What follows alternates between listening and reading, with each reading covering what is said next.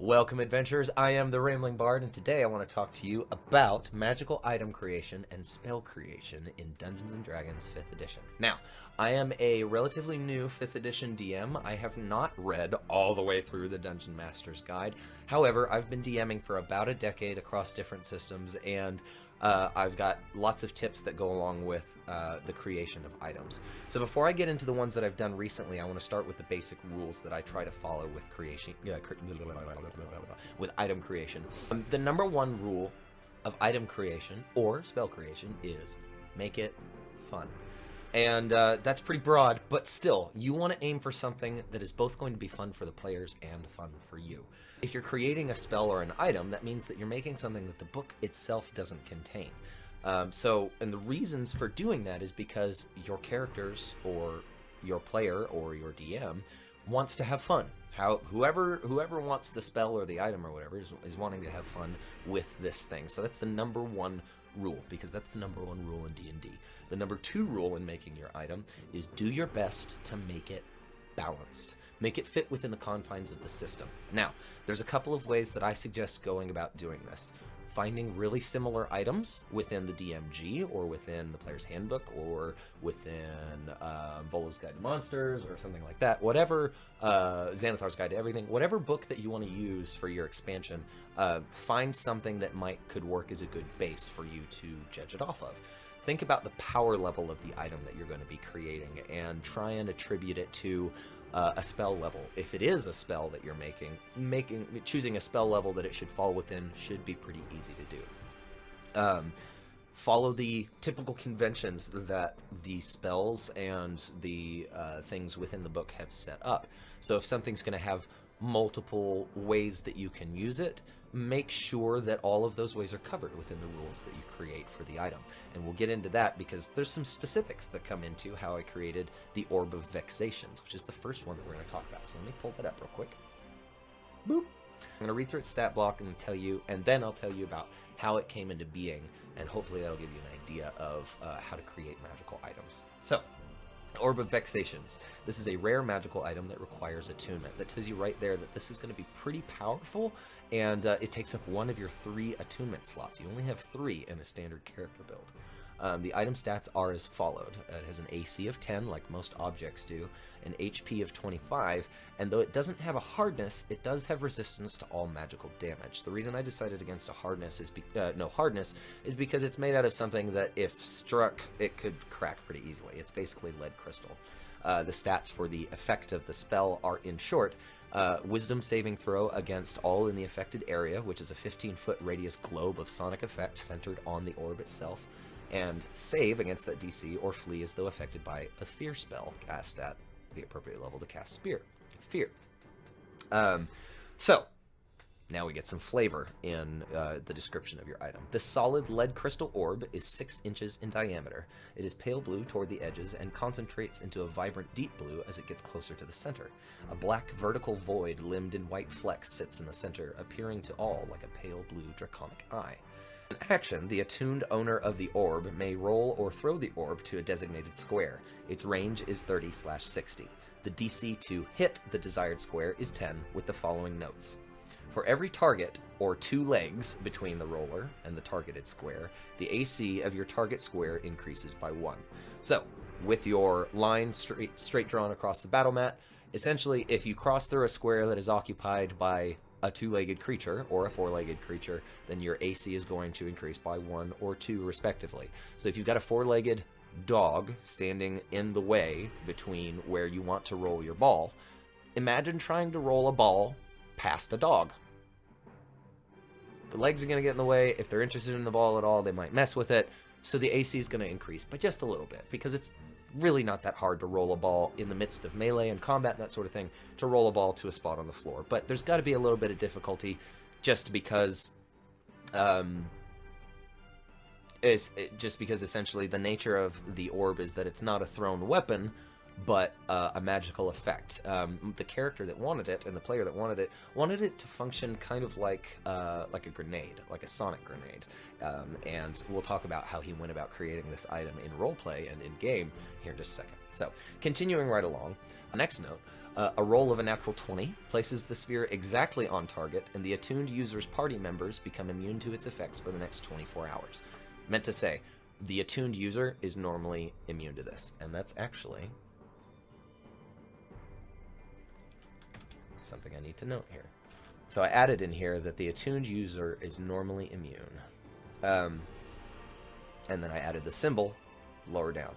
So, next note. Roll of a natural 20 places the sphere exactly on target, and the attuned user's party members also become immune to its effects for the next 24 hours.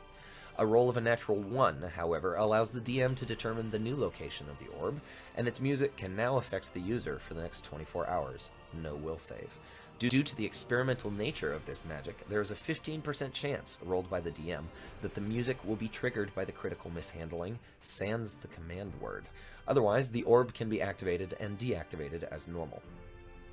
Upon reaching its location, the orb remains inert until the command word is spoken. It then instantly emanates the song Vexations at an impossibly loud volume and allegretto, agitating all who hear it within 15 feet. All affected targets must make a will save, DC 15, or be affected by the fear spell, fleeing from the orb as fast as possible. To the attuned individual, the pupil appears to remain upright and gazing at the user, even while rolling to an intended destination. To all those it affects with its spell, it spins and swivels to glare at them from wherever it rests, emanating its baleful tune. And, yeah, those are notes from before, so I guess that I can actually get rid of those.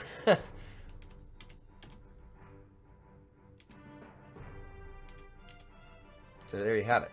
The Orb of Vexations. Now, I want to talk a little bit about how the Orb of Vexations was created. Essentially, some people may be familiar with an adventure path called the Sunless Citadel. Let me see if I still have the book sitting over here.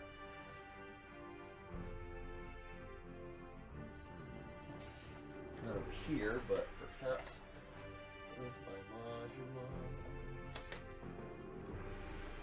No big deal. Though it is going to bug me.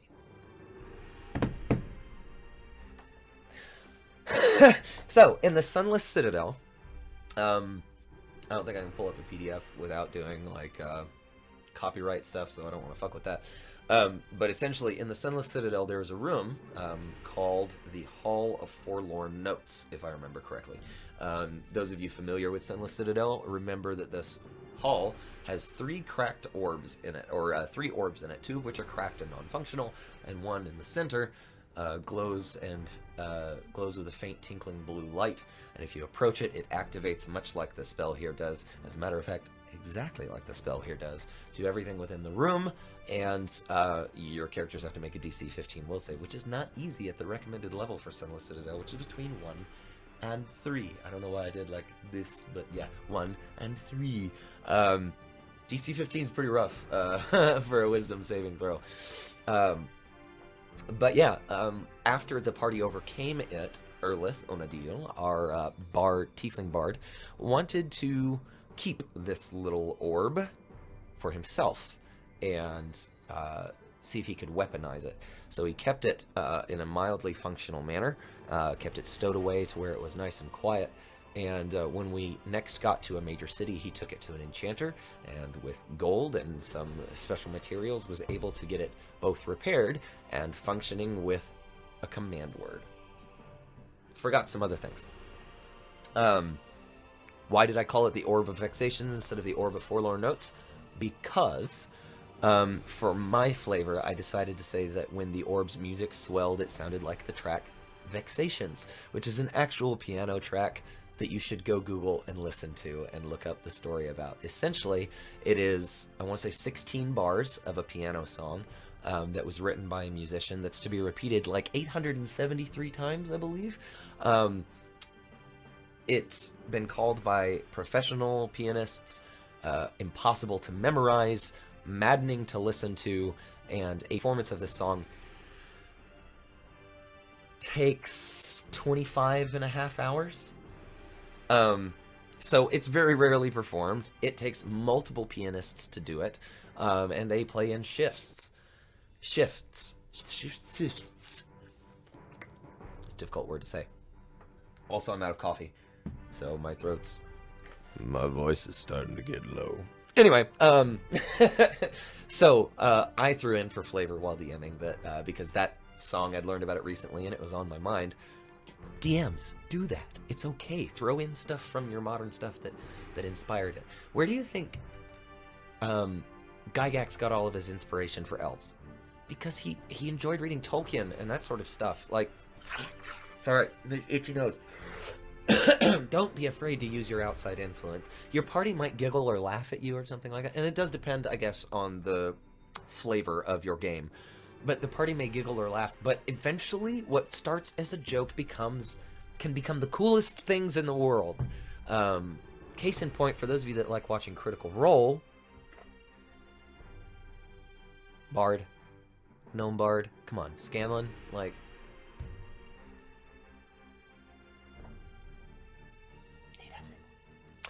So, did that meet the two rules? Balanced, and is it fun? For me, to make sure that it was fun, I wanted to do the same thing. Because that's what the player wanted. Listen to your players. If they want a thing, go with it. The entire thing of D&D is, aside from have fun, D&D is an extended practice session, whether you realize it or not, for improv acting. And the DM is both an improv actor or actress for every NPC, but also the director, the set builder, the producer, the person who is in charge of all of the shiny details and stuff like that. Your players are both your actors, your fellow actors, and also your audience. What does a producer and a director want out of making a play? To be seen and recognition for the audience to see it and enjoy it, right? Well, in D&D, your players are both your audience and your actors. So, understand what your actors want, and that's a whole other D&D video, but understand what your actors want, because, and try and give it to them. Don't, you don't have to hand it to them constantly on a silver platter, but make it interesting. Make them work for it. But give them what they want. They're the audience, too. If they don't enjoy and they don't get what they want, why are they playing? Why are they sitting watching your show? They could just go watch a movie that they want to watch. They're your interactive audience, so give them what they want. That's part of being a DM. I would say the Orb of Vexation fits that rule. It's fun, in the sense that it is exactly what the player wanted. And it's cool because it functions how he wants it to. And if he messes up, it's still fun for the DM. It's fun to watch him be successful, too, I'll be honest. They wiped out an entire room of NPCs with it. It was great. Just funneled them all into a, greased hallway, and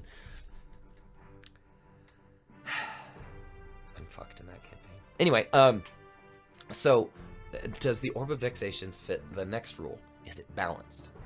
Okay, this was an item that was a trap, a magical trap, that was part of a dungeon. It's not actually an item. There's not stats like this for it in the book. It just says, okay, this is kind of what it is. It's got an orb that if you hit it and do damage to it, it doesn't have resistance to magical damage, non-magical damage, that sort of thing. I think it had a hardness instead. But it was something that was easily overcome by a level 1, 2, or 3 character, eventually. Some of them were going to get it. Like I said, it's kind of nasty because it's DC 15. So this isn't a toy that he's going to be able to use forever. But they're also only level 5 right now. And that's still pretty decent against NPCs. Not all of them have a super strong wisdom save. We're playing Horde of the Dragon Queen right now, though, and those cultists get some bonuses from their wisdom saves.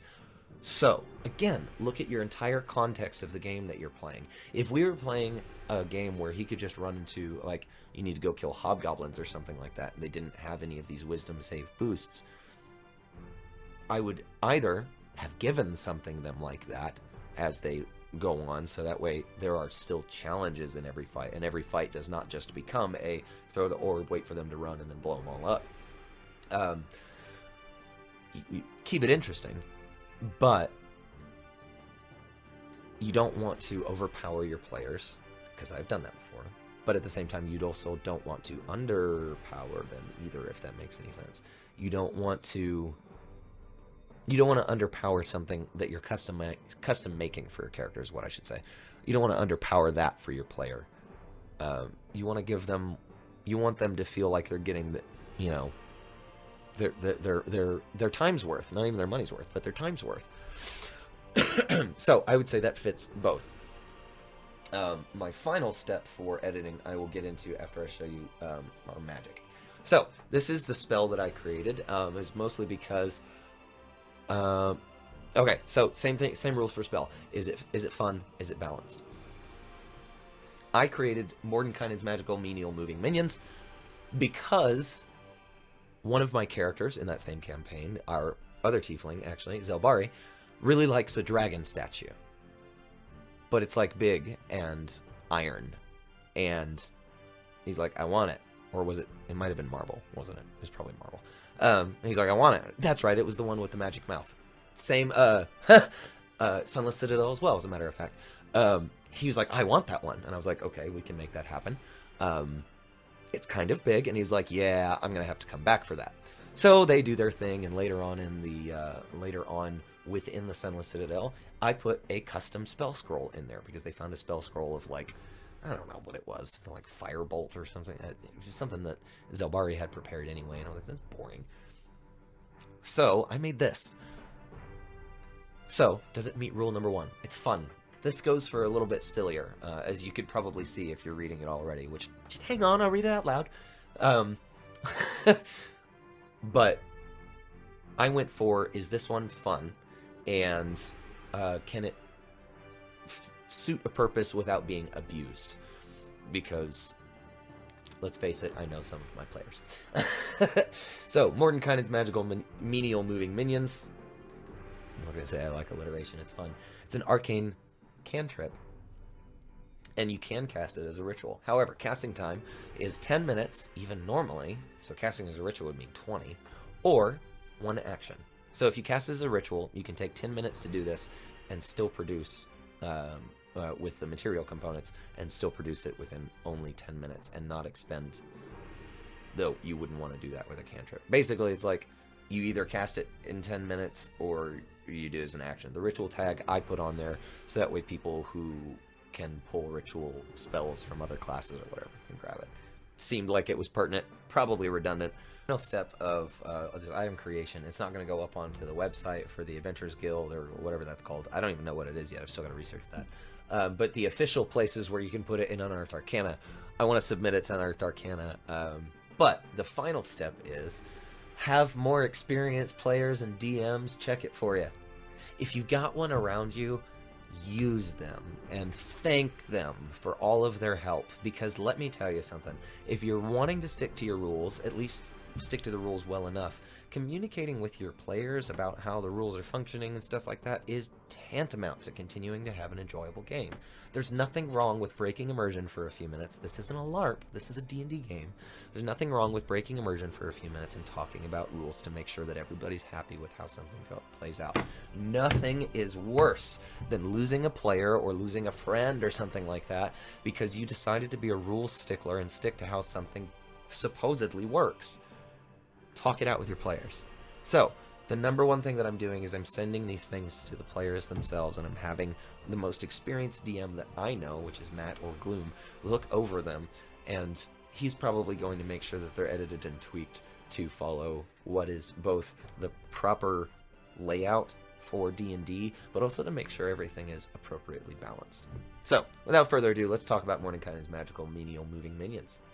Like I said, it's an arcane cantrip. It is a ritual, and it has a casting time of 10 minutes or 1 action. Please see text. Duration is 1 hour, and it is a concentration spell. There are verbal, semantic, and an optional material component. Please see the text below. The range is 1,000 feet, and yes, kick back and have a lemonade or something. This spell creates 2 ethereal humanoid figures with dense musculature, wearing coveralls and blank expressions that can move furniture, sealed containers, and art objects for the duration of the spell. The movers appear immediately on either side of the desired targets to be moved and lift with their knees. Nothing other than furniture, sealed containers, or art objects will be touched by the movers. Any object of large size or smaller within these designations are lifted to a reasonable level and are moved at a rate of 30 feet per round, and nothing can alter that speed up or down. Rough terrain will not hinder them, they're professionals. No spell or other effect, asterisk, allows them to move any faster. The movers are limited to the following commands: moving designated items from one room to any other within a single structure, moving designated items from one structure to any number of waiting vehicles capable of holding the items, or moving designated items from vehicles to any room within a single structure. Optional material. 2 freshly made savory food items and 2 alcoholic beverages provided as material components produces the movers in mere moments, who appear smiling instead. They consume the material components and move at an extra 5 feet per round until the end of the spell's duration. At the end of the spell's duration, the movers both give a mute thumbs up and fade back into the border ethereal. So, does this meet our 2 requirements? Is it fun, if I do say so myself? Pretty cute. And number 2, is it balanced? That is a heck of a question. Is it balanced? Probably not. With the fresh pizza and beer action option, it is a concentration spell, but that does stand to possibly cause a problem in the future. You see, Zelbari, who found this scroll, Zelbari likes to cook. Zelbari is a cook. He's a chef. He has a magical chef hat that gives him advantage on all perform cooking checks. Yeah, I made perform cooking a thing. I don't care if it's survival. Shh, don't at me. So yeah, he could easily make pizza and beer, probably, if he gets a brewer's kit. He might just randomly be like, hey, I got some pretty fresh pizza, will that count? And make an altar get moved out of some holy shrine or some shit in the middle of a fight. I don't know, like, he might find a way to fuck with it. So, and the cool thing is about Matt is he'll be honest with me, and he'll tell me, look, you don't want to do this because this could happen with a player who's, messing with you. So Matt is really good about helping you find balance, and so is Eric, because Eric he's just a numbers guy. He's really good with remembering a lot of that stuff. Matt's just been playing 5th Ed a little bit longer, so I default to him in that. But I think that it's balanced because it's clearly designed to be a non-combat move things kind of spell. So I think with all of the exact strictures that we've built into the spell, that is going to be what produces the most effective and balanced version for this. So now he's got a scroll that can allow him to move his statue whenever he's ready, and he can also just learn the spell, or somebody else can too. So thank you for the bong computer Facebook notification, I guess. But yeah, that does it for our crafting video. Also, just as a note, as a DM, make a thing. Let me show you. I've got some custom dyed paper here that I'm going to draw the Orb of Vexations on. I dyed this with just coffee. It's just watercolor paper. But I dyed it with coffee. So it gives it that nice, real, like, parchment-y kind of look. And I'm going to draw the Orb of Vexations, make it look like it came right out of the PHP. Send that to your players. If you've got a digital game, send it to them via post if you can afford it. Players eat up props. And while I'm on that note, I'm going to do a couple of actual, like, what do you call it? Commercials that talk about this sort of thing. I make props. This isn't actually a commercial for me, but don't be afraid to get crafty. I make props for D&D games and for LARPing and for... These are actual spiritual ones that if people wanted to use them for that, totally could. But on my Etsy, etsy.com/shop/bardsbounty, I sell all sorts of stuff like this. And I also have these wonderful little... I call them MERB tokens. And because I always put the may your rolls be high, but in runes on them. And they've got all sorts of neat little designs. They're pieces of different types of wood that I've burned the MERB runes into, and different types of designs. You can send things like this to your players. Don't be afraid to make them things. Players eat up having a physical reminder of their nice emotional work that they've put into their characters, and that's really a big part of what D&D is it's It's emotional. It's emotional exercise. Here we go. And there's my logo. These are for sale on my shop, but again, that's not the main thing for this. My main point is, like, don't be afraid to get crafty. Do you knit? Then make the scarf or the cloak that a character found in a recent D&D game. If you want to do that, send it to your characters. My favorite things ever are things like that. So, in short, when it comes to making your items, try to make it balanced, and most importantly, make it fun. Talk with your players to figure out the best ways to do that, and don't be afraid to check with communities either. A lot of the communities online, like the subreddit for D&D, or heck, even the comment sections for some of the YouTube channels that are out there, people will be happy to give you their opinions on it. People who are more experienced than you, and there's nothing wrong with that. Or people who are less experienced than you, maybe they'll give you a fresh take on something. Anyway, adventurers, that does it for the Rambling Bard's crafting video for February. Thank you so much for stopping by, and remember, everybody, choose love.